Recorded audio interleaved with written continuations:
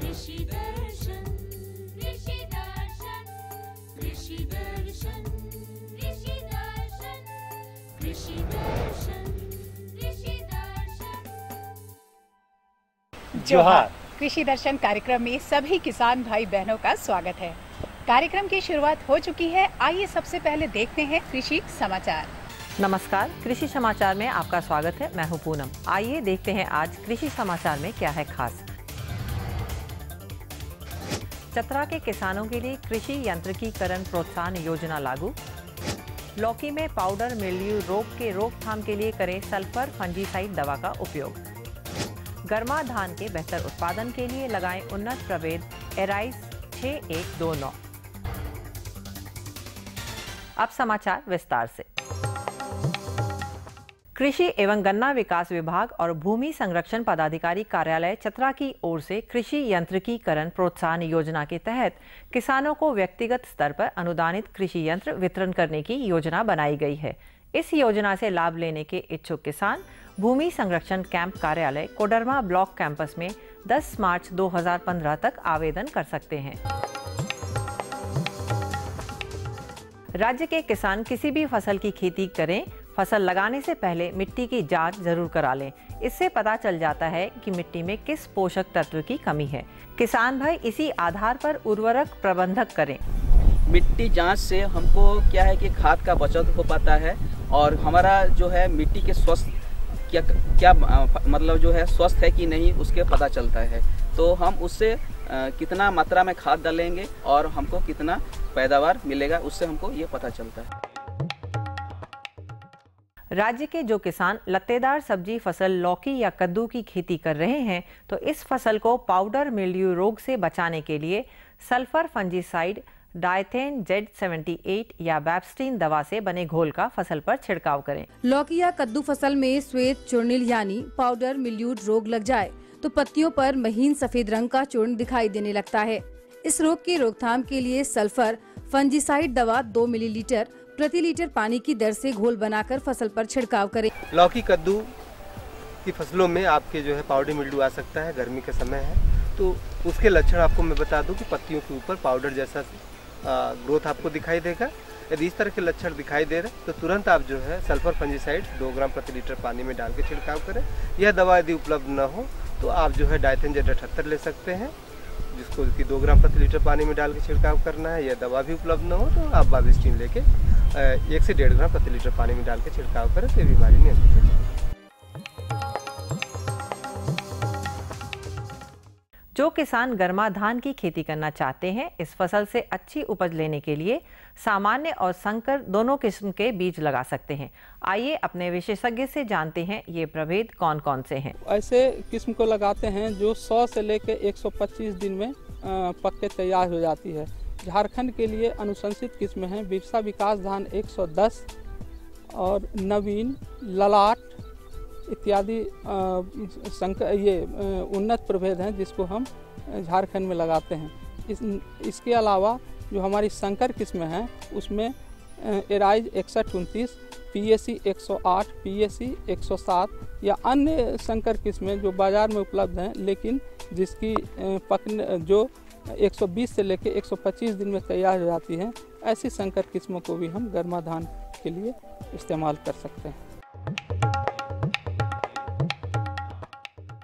बर्मी टेट्राबेड उस कृषि उपकरण का नाम है जो केचुआ खाद बनाने के काम में आता है। ये प्लास्टिक का बना चौकोर हौजनुमा संरचना होता है जिसमें गोबर, मिट्टी, केचुआ सहित अन्य आवश्यक सामग्री डालकर वर्मी कंपोस्ट यानी केचुआ खाद बनाया जाता है। आइए जानते हैं आज के लिए क्या है कृषि विशेषज्ञ की सलाह। फसलों में यूरिया के अधिक और लगातार प्रयोग से पौधे बहुत तेजी से बढ़ते हैं और गुद्देदार एवं कमजोर होकर जमीन पर गिरने लगते हैं। फलस्वरूप पैदावार घट जाती है। और अब एक नजर राज्य के 5 प्रमुख शहरों के मौसम के मिजाज पर। आज राज्य के 5 प्रमुख नगरों के अधिकतम और न्यूनतम तापमान कुछ इस प्रकार दर्ज किए गए। रांची का अधिकतम तापमान 29 डिग्री सेल्सियस और न्यूनतम 18 डिग्री सेल्सियस। जमशेदपुर का अधिकतम तापमान 35 डिग्री सेल्सियस और न्यूनतम 21 डिग्री सेल्सियस। मेदिनीनगर का अधिकतम तापमान 32 डिग्री सेल्सियस और न्यूनतम 18 डिग्री सेल्सियस। देवघर का अधिकतम तापमान 32 डिग्री सेल्सियस और न्यूनतम 19 डिग्री सेल्सियस। वहीं धनबाद का अधिकतम तापमान 33 डिग्री सेल्सियस और न्यूनतम 18 डिग्री सेल्सियस रहा।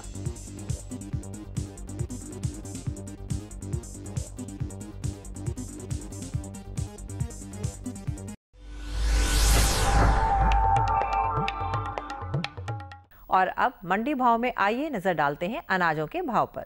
आज कृषि उत्पाद बाजार समिति पंडरा रांची में विभिन्न खाद्यान्नों के थोक भाव कुछ इस प्रकार दर्ज किए गए। चावल मोटा 1900 रुपए से 2200 रुपए, चावल मध्यम 2300 रुपए से 2600 रुपए, चावल उत्तम 3500 रुपए से 4800 रुपए, गेहूं 1650 रुपए से 1900 रुपए, चना 3300 रुपए से 3600 रुपए, दाल अरहर 7700 रुपए से 7800 रुपए, दाल मसूर 7100 रुपए से 7200 रुपए, दाल चना 4500 रुपए से 4600 रुपए, सरसों तेल 8800 रुपए से 1000 रुपए, चीनी 3200 रुपए से 3350 रुपए, आलू 500 रुपए से 1000 रुपए और प्याज 1600 रुपए से 1900 रुपए प्रति क्विंटल रहा। कृषि समाचार में आज इतना ही। अगले दिन अगले अंक में फिर मुलाकात होगी कुछ ताज़ा तरीन खबरों के साथ। तब तक के लिए दीजिए इजाजत। नमस्कार, जोहार।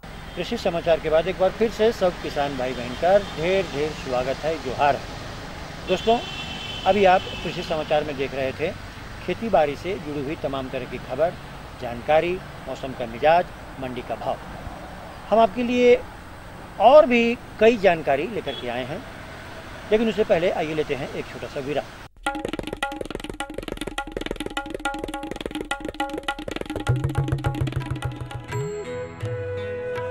अम्मा जी, मैं चली स्कूल पढ़ने। स्कूल? पर शादी के वक्त तो तूने कहा था कि तू पढ़ी लिखी है। अरे अम्मा जी, फार्म स्कूल जा रही हूँ खेती की नई नई बातें सीखने। आप भी चलो ना। फार्म स्कूल, जहां खेतों में पैदावार बढ़ाने की हर बात किसानों को सिखाई जाती है, जैसे मिट्टी के हिसाब से सही खाद, बढ़िया बीज और जरूरत के मुताबिक कीटनाशक, ताकि कम लागत में अधिक मुनाफा। विराम के बाद आप सभी किसान भाई बहनों का एक बार फिर से बहुत बहुत स्वागत है। तो स्वागत तो हम कर लिए, अब किसान भाई बहनों को जानकारियों का सिलसिला जो दिलवाना है इनको वो शुरू करें। देखिए, हम लोग ऐसा जगह में जान करके खड़ा हुए हैं, पीछे मंजर देख रहे हैं ना। बिल्कुल। अब मंजर जो है वो आम का है, लेकिन हमारा भाई, हम आम के पेड़ में एकदम मंजर से लदा हुआ गाछ देख करके खूब खुश होते हैं जी।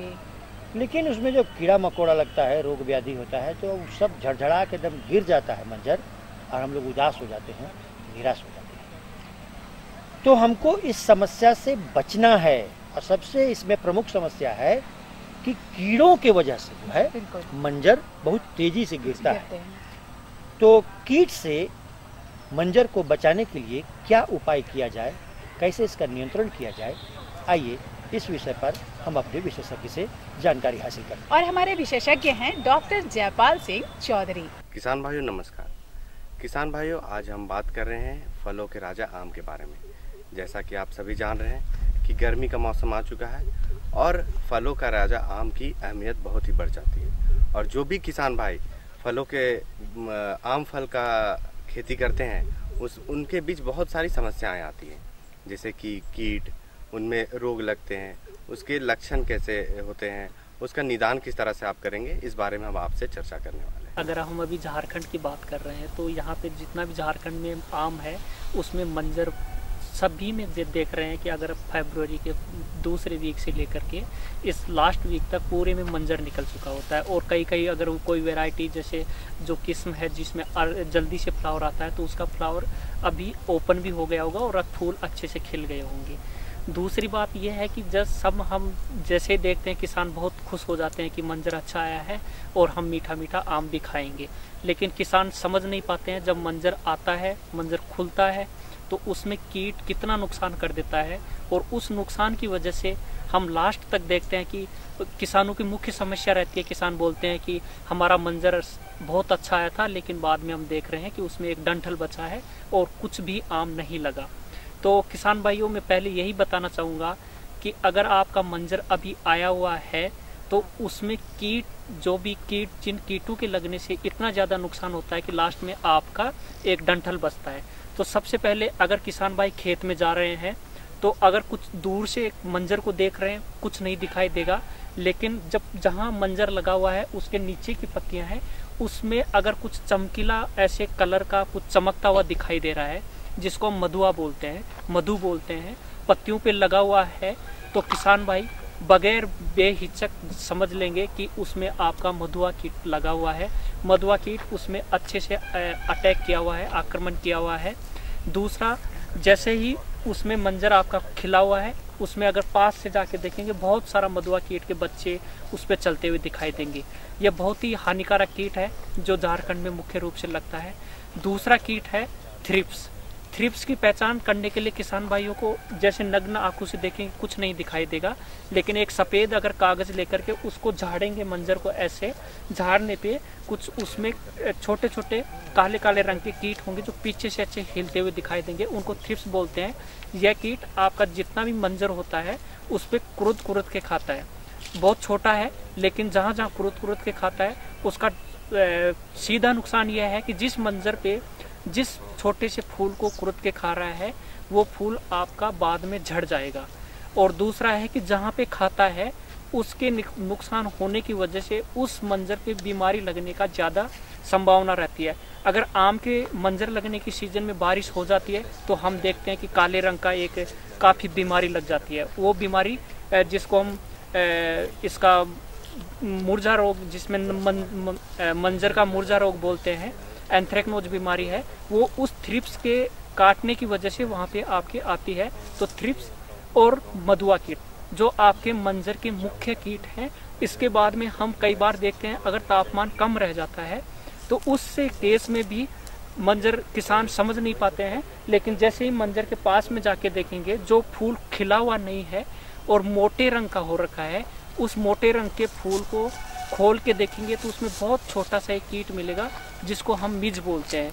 मिजेज की समस्या वहाँ पे ज़्यादा नहीं हो करके कई बार किसान अगर अच्छी तरीके से देखेंगे तो जो मंजर है, मंजर के बीच में आपको काले रंग का एक धब्बा दिखाई देगा, उसमें छेद होगा और उसके ऊपर का आपका जितना भी मंजर है वो पूरा सूख जाएगा। जो ये है उसको मिज बोलते हैं। उसका ज़्यादा नुकसान वहाँ होता है कि मंजर को पूरे को सुखा देता है, जो काले रंग का दूर से दिखाई देता है। तो ये हो गया मिज, मधुआ कीट, थ्रिप्स और मिज, जो आपकी मुख्य समस्याएं झारखंड में जो आपके मंजर पे आती हैं, जिनके अच्छे से आपको पता है कि कैसे पहचान करनी है, ये मुख्य समस्याएं हैं। देखिए किसान भाई हमेशा मुख्यतः आम पे बहुत कम छिड़काव करते हैं, लेकिन अगर हम झारखंड के परिप्रेक्ष्य में देखेंगे तो आम के जो मंजर है उस पे मंजर को बचाव के लिए 2 से 3 छिड़काव जो भी इंसेक्टिसाइड है उनकी ज़रूरत ज़रूर पड़ती है। अगर आप इंसेक्टिसाइड का छिड़काव करेंगे तो आपको निश्चित रूप से अच्छी उपज मिलेगी। छिड़काव करने के लिए कैसे करना है, जैसे मैंने बताया मधुआ कीट है, थ्रिप्स है, दोनों कीट आपका एक ही कीटनाशी के द्वारा नियंत्रण हो जाएगा। लेकिन इसमें ध्यान रखना है कि हमें छिड़काव किस समय करना है।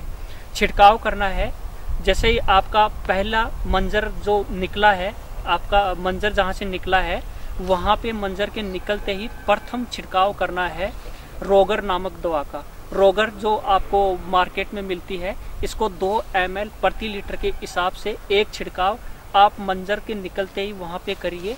अगर रोगर नहीं है तो साइपरमेथ्रिन नामक दूसरी दवा है जिसको 1 ml 1 लीटर पानी के हिसाब से, अगर 10 लीटर पानी की आपकी टंकी है तो 10 ml दवा को डाल करके उसका छिड़काव करिए। दूसरा, जैसे आपका मंजर होगा उसमें आपका थ्रिप्स और जो मधुआ कीट है जो आपके अंडे देना शुरू कर देता है, वो वाली स्टेज आपकी निकल जाएगी। दूसरा छिड़काव, जब प्रथम छिड़काव के 15 दिन बाद में आप दूसरा छिड़काव करिए, जो है कॉन्फिडोर दवा आपको मार्केट में उपलब्ध है। कॉन्फिडोर 1 ml दवा को 3 लीटर पानी में, अगर आपकी 15 लीटर की जो टंकी है, नेपसेक स्प्रेयर है, तो उसमें 15 लीटर का जो टंकी में आप इसको 5 ml दवा को डालिए। इसमें जो मुख्य ध्यान देने की बात है कि दवा की उचित मात्रा डालें। कॉन्फिडोर 5 ml 15 लीटर पानी के हिसाब से आपका मंजर खिलने से पहले, जब जहाँ 10% मंजर नीचे से खिला है वहाँ पे आप कॉन्फिडोर का दूसरा छिड़काव करिए, जिससे आपका मधुआ कीट पहले की अवस्था में आपका मंजर को नुकसान नहीं पहुँचाएगा। दोनों दवाइयाँ, 2 कीट। तीसरा जो कीट जिसकी मैं बात कर रहा था, मिजेज बहुत ज़्यादा आता है। अगर मिजेज आपको प्रारंभिक अवस्था में दिखाई दे तो उस अवस्था से आप पहले से ही रोगर या साइपरमेथ्रिन, जो दवाइयाँ अभी आपको मैंने बताई हैं, उन दवाइयों का उसी अवस्था में एक छिड़काव कीजिए, जिससे इसका पिल्लू आपका वहीं मर जाएगा। तो उससे आपको आगे होने वाले नुकसान से बचा जा सकता है। मिजेज का यह है कि एक बार लगता है, उसके बाद में बंद हो जाता है। मधुआ कीट आप जैसे ही करेंगे उसके बाद में आपको छिड़काव नहीं करना, जब तक फल जमाव नहीं होता है छिड़काव नहीं करना है। फल जमाव के बाद में एक छिड़काव फिर से आप, एक नई दवा आई है क्लोथाइनिडीन, जो मार्केट में उपलब्ध है अभी, कुछ जो स्टोर्स हैं, बहुत नई दवा है जो आम के लिए बहुत लाभदायक है, क्लोथाइनिडीन। इसकी जो दवा की मात्रा है बहुत कम चाहिए होती है, 1.2 ग्राम जो इसका पाउडर है उसको 10 लीटर पानी में डाल करके उसका छिड़काव करें, तो उससे आपके फसल को, जो आम का मंजर है उसको मधुआ कीट और थ्रिप्स से अच्छे से आपका अच्छे से निजात मिलेगा। कितना बढ़िया जानकारी। वाकई इस जानकारी को तो अगर इस जानकारी को देखकर हमारे किसान भाई बहन अगर अमल करेंगे, निश्चित ही अमल करते हैं, ये कहना गलत होगा कि अमल करेंगे, तो जितने खुश वो आम के पेड़ों में लगे मंजर को देख के होते हैं, उतने ही खुश उस फसल को भी देख के होंगे जब उनके पेड़ ये आप बात एकदम सही बोले कि मंजर ही आधार है हमारे सफल आम के उत्पादन का।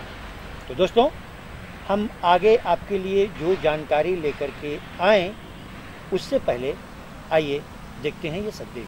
अरे जोहार मोहन दादा। जोहार जोहार सोहन। कहाँ से आ रहे हो दादा? बाजार गया था भाई। लगता है आज पूरा बाजार ही खरीद कर ले आए हो। हाँ? अरे नहीं, इसमें पशुओं का दाना है और फसलों में छिड़कने वाली कीटनाशक दवाइयाँ हैं और साथ में रसोई का सामान है, सब एक साथ। हाँ, अब रोज रोज बाजार जाना मुश्किल होता है ना। अरे सुनती हो? अरे लेकिन दादा, खाने पीने की चीजों के साथ रखकर कीटनाशी दवाओं का लाना खतरनाक हो सकता है। कैसे? दादा, कीटनाशी विषैले होते हैं, इसके प्रभाव से खाने पीने की चीजें जहरीली हो सकती हैं, इससे हमारा स्वास्थ्य खराब हो सकता है। अरे हाँ, ये तो हमने सोचा ही नहीं। हाँ, तो कुमार जी हमारे साथ जुड़ चुके हैं। जोहार। किसान भाइयों, आपको भी जोहार। तो आप ये बताइए कि आज किस फसल के बारे में या किस पौधे के बारे में हमारे किसान भाई बहनों को जानकारी दिलाने वाले हैं? हम क्यों ना आज अपने किसान भाइयों को औषधीय खेती की जानकारी दिलवा दें। अरे वाह, ये तो बहुत अच्छी बात है। माने औषधीय फसलों की ना? जी बिल्कुल। हमारे जीवन में उसका क्या महत्व है और उसकी खेती कैसे करें। हम देख रहे हैं कि हाल के दिनों में झारखंड में व्यापक पैमाने पे औषधीय पौधों की खेती शुरू हुई है। जी बिल्कुल। उसी में से एक है घृत कुमारी। अरे वाह। तो हमारे जीवन में इसका क्या महत्व है, इसकी खेती हम कैसे करें, इस पर विस्तृत जानकारी के लिए हम आपको लिए चलते हैं अपने विशेषज्ञ के पास, और हमारे विशेषज्ञ हैं डॉक्टर शिवेंद्र कुमार। तो आइए जानते हैं उनसे। किसान भाइयों नमस्कार, कृषि दर्शन कार्यक्रम में आपका स्वागत है। आज हम एक नए विषय के साथ में हैं। किसान भाइयों, अपने आसपास में आपने एलोवेरा के पौधे देखे होंगे, लेकिन उसके उपयोग के बारे में आप पूरी तरह से जानकारी नहीं रखते हैं। तो उसी एलोवेरा के बारे में आपको हम जानकारी देंगे, और इस विषय पे जानकारी देने के लिए हमारे साथ हैं शिवेंद्र कुमार दुबे जी। एलोवेरा है तो उसका किस तरह से उपयोग है और किस किस तरह से वो अन्य औषधीय पौधों से अलग है? एलोवेरा आपको एक औषधीय पौधा है, और एलोवेरा को लगाने के लिए किसान झारखंड में अभी तक जागरूक नहीं है, लेकिन इसका उपयोग को जानते हुए अब धीरे धीरे किसान इसको भी अडॉप्ट कर रहे हैं। इसका उपयोग को जानते हुए, इनका आय को देखते हुए वो अब लगाना शुरू कर रहे हैं। और एलोवेरा झारखंड के लिए उपयोगी इसलिए सिद्ध हो रहा है अभी के डेट में, इसलिए क्योंकि एलोवेरा कम सिंचाई में ही ज़्यादा उपज देता है, और झारखंड में हमारा सिंचाई का सुविधा नहीं है और बारिश आधारित खेती है, और बारिश आधारित खेती होने के कारण बहुत सा खेत जो हमारा है और ऊंचली ज़मीन जो है खास करके वो हमारा टाण ही परती के रूप में रह जाती है। इसलिए हम लोग एलोवेरा का खेती का प्रचलन अब धीरे धीरे बढ़ाने के लिए इस ओर हम लोग अग्रसर हैं, और बिरसा एग्रीकल्चर यूनिवर्सिटी के देख रेख में हम लोग इस खेती को बढ़ावा देने के लिए बहुत कोशिश किया जा रहा है। इसका उपयोग औषधीय पौधों के रूप में ज़्यादातर किया जाता है, क्योंकि इसमें इसका गुद्दा जो होता है, गुद्दा ही सबसे लाभकारी और उपयोगी होता है। इसके गुद्दे से अल्सर और पेट की जलन, शरीर की जलन और शरीर में दाग, और औरतों में नियमित माहवारी के लिए बच्चों का पेट का दर्द, बच्चों में आने वाली बुखार और सीजनल बुखार से छुटकारा के लिए इसमें बहुत तरह से। और दूसरा चीज़ का सबसे बड़ा चीज़ है कि इसमें यकृत का विकार और मधुमेह रोग नाशी है। इसके लिए मधुमेह में भी आजकल इसका उपयोग हो रहा है, इसका जेल का।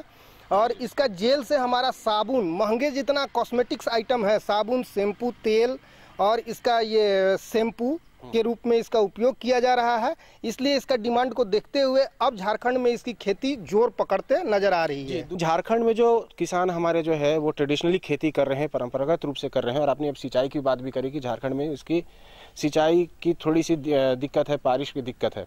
तो अगर झारखंड के किसानों के हिसाब से अगर बात करें तो उनके लिए ये एलोवेरा की खेती किस तरह से उपयोगी है? अभी आपको हमने बताया कि यहाँ पे वर्षा आधारित खेती होती है और बारिश का जो ट्रेंड है, देखते हुए 10 सालों के रिकॉर्ड को देखते हुए हमारा बारिश का ट्रेंड लगातार घटते जा रहा है और सिंचाई का साधन हमारे पास भी घटते जा रहा है। इस तरह से इसको अगर देखा जाए तो हमारा ये कम बारिश में ये 1 से 2 सिंचाई में ही इसका पौधा तैयार हो जाता है और हमारा उपज करीब 50 से 60 क्विंटल टन तक मिल जाता है। इसलिए इसको हम लोग अब झारखंड में इसको प्रमोट किया जा रहा है, क्योंकि सिंचाई का व्यवस्था नहीं है और सिंचाई का साधन कम है।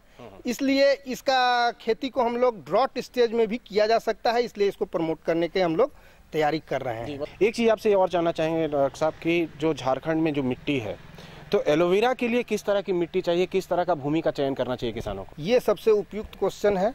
झारखंड में हमारा खेत जो है, अधिकतर खेत जो है सो वो उर्वरा नहीं है और उर्वरा पहाड़ी है और पथरीला है और बलुई है।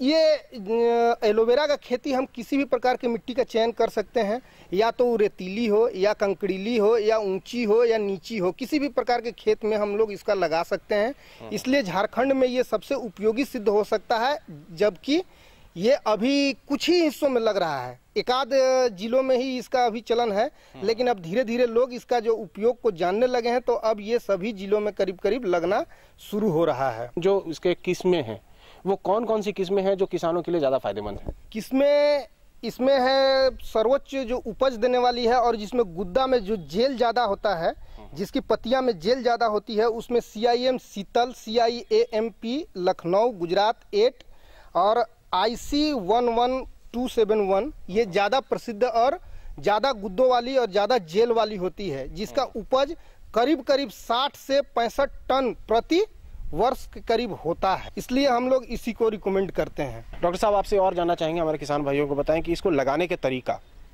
किस तरह से करना चाहिए, कैसे इसको लगाएं और क्या सावधानी रखें? सबसे पहले तो इसमें हम लोग जान लें कि हमारा 1 हेक्टेयर का खेत के लिए हम लोग को करीब करीब 35 से 40 हजार सकर्स की ज़रूरत होती है। इसको लगाने के लिए हम लोग बीज के द्वारा प्रवर्धन इसका नहीं करते हैं, हम लोग इसका रूट सकर, जो एलोवेरा के पौधों में किनारे से जो छोटी छोटी पौधे निकल आती हैं, उन्हीं को हम लोग रूट सकर कहते हैं और उसी का उपयोग हम लोग खेती के रूप में करते हैं। इसमें इसको लगाने के लिए सर्वप्रथम हमको जानकारी ये देनी होगी कि लगाने के लिए या तो हम लोग सिंचित जमीन में हम लोग गर्मी के दिन में भी लगा सकते हैं, या अगर सिंचाई की सुविधा कम है तो हम लोग सितंबर के मास में इसको लगाते हैं, कि जिस समय नमी की मात्रा जमीनों में ज़्यादातर रहती है।